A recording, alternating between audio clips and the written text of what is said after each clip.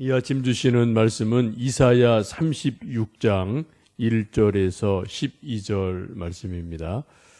이사야 36장 1절에서 12절 말씀 함께 합독하시겠습니다.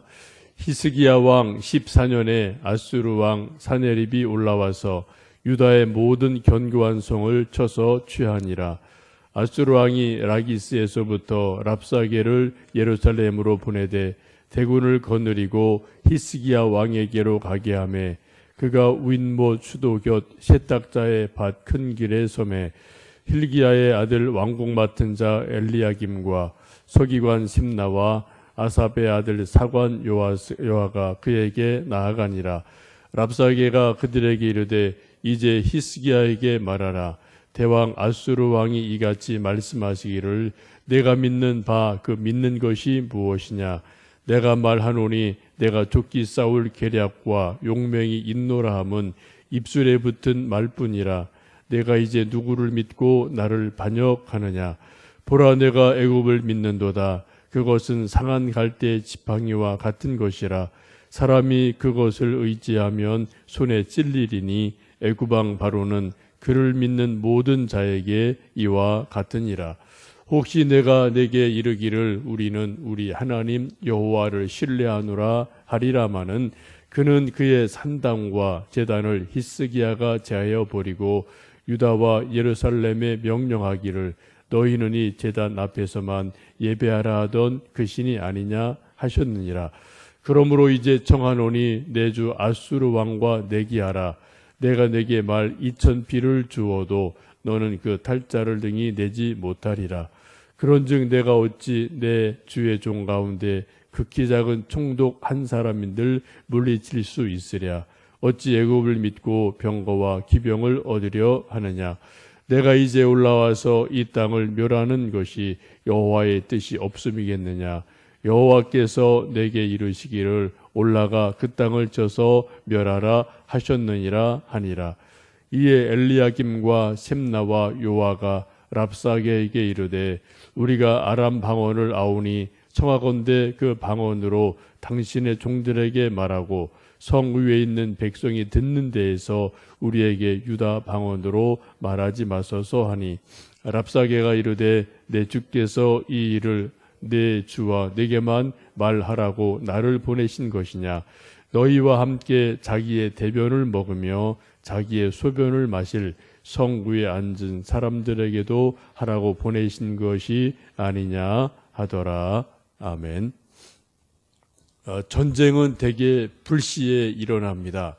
본래 정상적인 전쟁은 선전포고를 하고 내가 당신들과 전쟁할 터이니 한번 정면으로 정정당당하게 겨룹시다 라고 하는 것이 정상적이지만 실제 전쟁의 역사를 보면 대부분의 전쟁은 기습적으로 갑자기 이루어집니다. 상대가 안심하고 있을 때, 잠자고 있을 때, 또 휴가 간 사이에 그때 대부분 전쟁이 일요일에 기습적으로 일어납니다. 6.25도 일요일 아침 새벽에 기습적으로 전쟁이 일어났고요. 우리가 잘 아는 일본이 미국을 습격한 진주만 기습도 1941년 12월 7일 고요한 일요일 아침에 기습적으로 전쟁을 하게 됩니다. 이때 여러 가지 기록을 보면은 이제 일본 하와이에 있던 미국 장군들은 뭐 일요일 아침이니까 골프 치고 또 많은 병사들은 그냥 뭐 한가하게 여기저기서 쉬고 있을 때 그때 350여 대의 이제 일본 가미가제 특공대가 이제 뭐 기습을 해서 미국 함대가 뭐 말 그대로 전멸당하는 그러한 일이 일어납니다. 전쟁은 언제 어디서 어떻게 일어날지 아무도 몰라요. 전쟁 일으킨 그 사람만 알지 당하는 사람은 뭐 정말 까마득하게 모를 때 전쟁이 대부분 일어납니다. 그래서 깨어서 파수꾼이 깨어서 경성하고 지키는 수밖에는 없고요. 뭐 우리나라도 크게 예외는 아니고 뭐 6.25도 그런 경험이 있고 또 몇 년 전에도 뭐 이런저런 뭐 그런 국지전들이 있어서 우리가 정말 깨어서 기도해야 되고 또 실제로 우리 또 군인들이 깨워서 지키는 수밖에는 없는 일이 있기도 합니다. 오늘 본문 이사야 36장은 히스기야 왕 때 아수르가 이제 침공한 기록입니다. 당시 아수르는 세계 최고의 강대국입니다. 이 반면에 유대는 아주 작은 나라에 불과하죠. 37장을 보시면 아수르 군대가 18만 5천 명이라는 기록이 있어요. 예루살렘 성을 몇 겹으로 둘러싸도 될 만큼 엄청나게 많은 대군이 침공을 하게 됩니다. 36장 1절 보시면은 히스기야 왕 14년에 아수르 왕 사네립이 올라와서 유다의 모든 견고한 성을 쳐서 취하니라 라고 말씀합니다.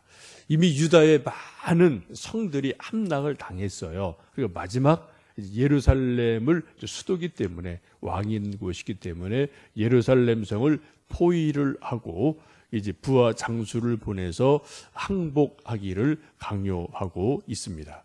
이때 유대 대표로 왕국 맡은 그러한 사람과 서기관 또 사관 이 세 사람이 대표로 이제 좀 상대방을 만나게 되죠. 아수르 장수가 유대를 깔보고 항복을 강요하고 마구 험한 말을 하는 것을 오늘 말씀 중에서 보게 됩니다. 4절에 보시면 그렇게 말하죠. 우리 4절 말씀을 4절 5절 말씀 읽어보십니다. 랍사게가 그들에게 이르되 이제 히스기야에게 말하라. 대왕 아수르 왕이 이같이 말씀하시기를 내가 믿는 바 그 믿는 것이 무엇이냐. 내가 말하노니 내가 좋게 싸울 계략과 용맹이 있노라 함은 입술에 붙은 말뿐이라. 내가 이제 누구를 믿고 나를 반역하느냐라고 아주 협박하는 말을 보게 됩니다. 랍사게라는 부하 장수를 보내서 이제 유대 대표들에게 너희들이 정말 싸울 계책이 있느냐, 용기가 있느냐, 그건 말뿐이지 않느냐. 이제 빨리 항복해라라고 협박을 합니다. 6절 말씀을 보시면 혹시 너희들이 4절 말씀, 6절 말씀 보시면 혹시 너희들이 애굽을 믿는지 모르지만 애굽은 상한 갈대와 같은 존재여서 갈대가 지팡이 같이 쓸 수도 없고 갈대 잘못 건드리면은 손에 가시같이 찔리게만 하는 것 그런 것밖에 되지 않는다. 애굽 절대로 도와준다고 믿지 마라라고 애굽에 대해서 이제 또 말을 합니다. 7절에 보시면 또 이제 하나님을 모욕하는 말을 하죠.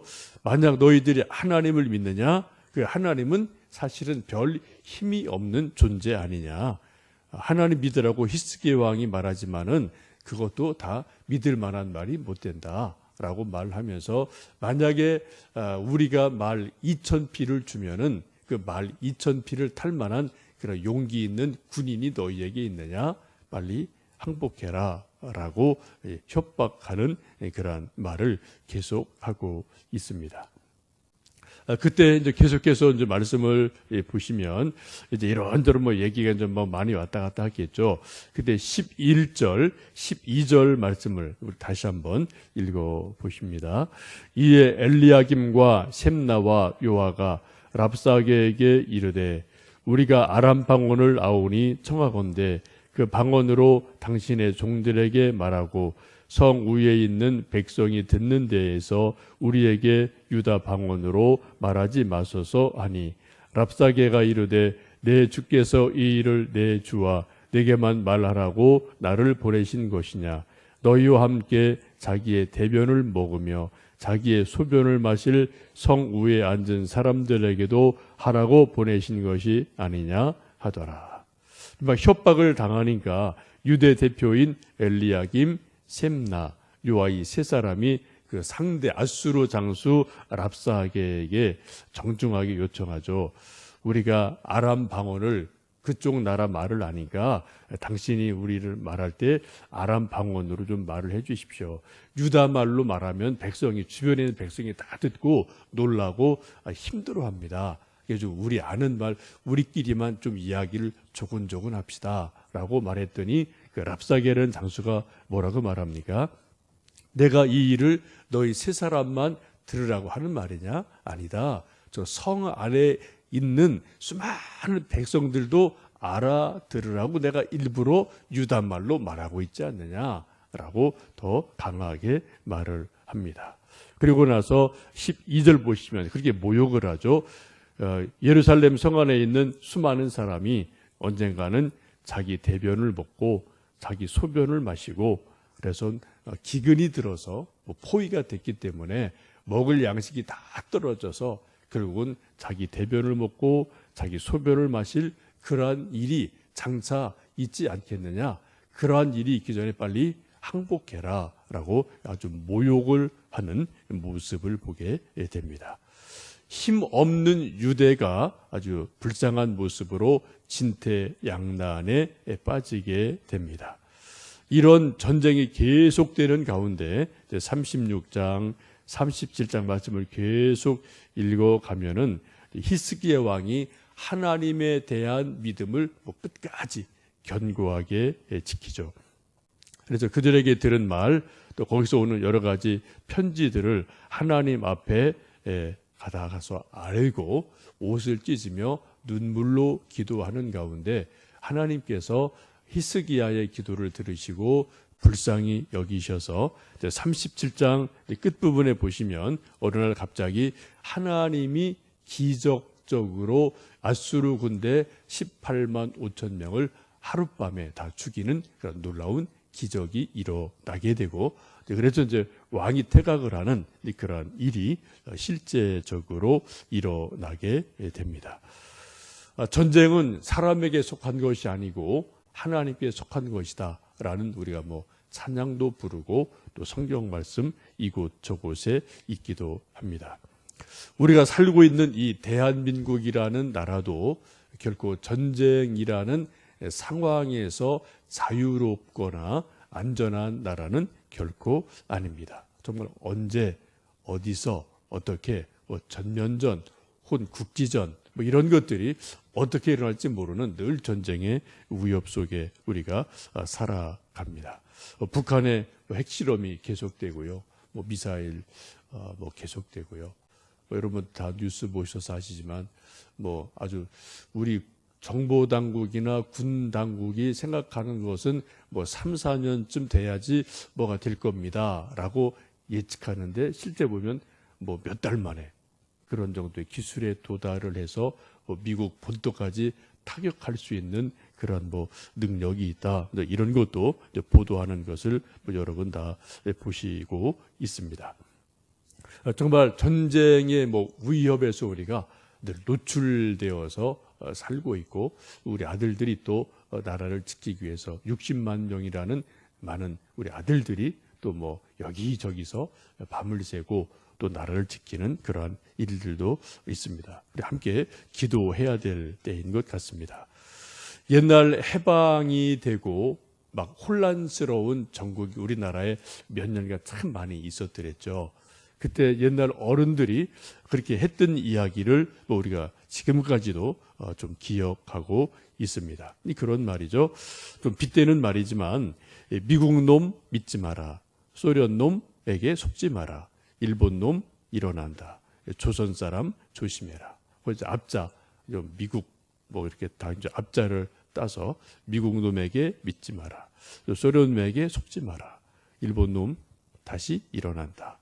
조선 사람 흐름으로 조심해라. 라고 말했던 말이 해방 이후에 혼란스러운 전국에서 많이 떠돌았던 그런 말이 지금까지도 이렇게 회자가 되고 있습니다. 하나 더 보탠다면 중국 떼놈이라고 우리가 좀 낮춰서 말하는데 정말 중국 떼놈은 절대 믿을 만한 존재가 아니에요. 사실 6.25 때 중공군 때문에 우리가 그죠 다 된 밥에 죄를 뿌린 게 중공군이지 않습니까? 지금 좋다 나쁘다 이런 말이 있는데 결코 중국이 우리 편은 아닌 것은 확실합니다. 그래서 우리가 정말 정치인이나 우리 또 백성들도 좀 여러 가지 좋은 관계는 맺어야 되지만 정말 끝까지 우리가 믿을 만한 존재는 결코 아닌 것을 보게 되죠. 우리가 정말 믿을 수 있는 것은 하나님 한 분밖에는 없음을 우리가 고백하지 않을 수 없습니다. 참 우리나라가 지정학적으로 4대 강국에 이렇게 콕코 한가운데 있어요. 참 묘하죠.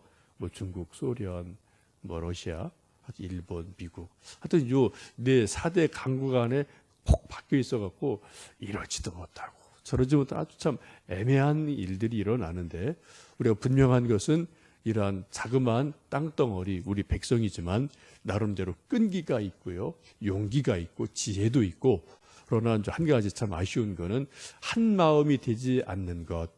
또 하나는 우리 기도하는 사람들도 이전같이 그렇게 기도 열심이 없다는 것, 한국 교회가 기도 열심히 다 식어버렸다는 것, 이런 것이 참 우리가 안타까운 일이고 또 우려스러운 일임에 틀림이 없습니다. 여러분 새벽마다 나라 위해서 기도하시고요. 또 우리 금요 기도회 또 모여서 나라 위해서 기도해 주시고, 하나님의 긍휼과 은혜를 구하는 것밖에는 우리에게 다른 길이 뾰족하게 참 없는 것이 우리 현실이지 않나 싶습니다. 영적 전쟁도 비슷하다고 봅니다. 마귀는 우는 사자처럼 참으로 삼킬 자를 찾기 위해서 두루 다니는 자입니다. 마귀가 공격할 때 마치 전쟁이 일어날 때 상대방이 내가 너 언제 몇 월 몇 시에 공격한다라고 미리 말하지 않는 것처럼 마귀도 그렇죠. 자, 내가 이제 당신을 공격할 테니 준비하시오라고 사전에 우리에게, 믿는 이들에게 알려주고, 나 이렇게 너 공격할 거야 라고 공격 반복까지 알려주고 우리를 공격하는 일은 절대로 없어요.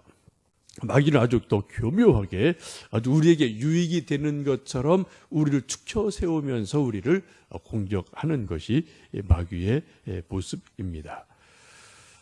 어쩌면 우리가 마귀가 우리를 공격한 것 자체를 알지를 못해요. 인식을 못할 때가 대부분 많습니다. 그래서 내가 마귀에게 속는 것 자체를 모르는 게 이제 마귀의 가장 고도의 전략이기도 합니다. 요즘 비행기를 보면서 이제 스텔스 기능이라는 게 있다고 그러죠. 그래서 옛날에 이렇게 레이더가 다 이렇게 걸려서 비행기가 우리나라 쳐들어오는구나 이렇게 레이더로 잡히는데, 요즘 아주 좋은 최첨단 비행기는 스텔스라는 어떤 기능을 해서 적의 레이더에 잡히질 않아요. 잡혀도 깨알같이 잡히니까 이게 뭐가 뭔지를 모르는 그런 아주 자기를 위장하고 속이는 그러한 기능이 있거든요. 마귀가 이 분야의 최고의 천재죠. 그래서 요한복음 8장에 있는 것처럼 그는 거짓말장이요 거짓의 아비가 되었다라고 말씀합니다. 에베소 6장도 보시면은 하나님의 전신갑주를 취하라는 말씀을 하시면서 마귀의 관계를 능히 대적하기 위해서 그 속임수를 능히 대적하려면 하나님의 전신갑주를 입고 깨어 기도하는 수밖에 없다라고 말씀을 합니다. 깨어 기도하지 않으면 어떻게 해요? 자기가 속는 것 자체를 몰라요. 이게 기가 막힌 거죠. 내가 저 사람한테 속는다면 내가 빨리 벗어날 수 있는데 그거 자체를 모르니까 계속 거기에 속고 휘둘리는 그러한 일들이 있게 됩니다. 요즘은 세상적으로 또 남과 북의 여러 관계 속에서 영적으로 정말 혼란스러운 시대를 우리가 살아가고 있습니다. 깨어 기도하지 않으면 우리 나라나 개인이나 영적으로나 언제 어떤 일이 일어날지 알지 못하는 참으로 혼란스러운 시대이기에 우리가 깨어서 기도하고 하나님의 도우심을 간구하는 한 날 한 날 될 수 있기를 원합니다. 함께 기도하시겠습니다.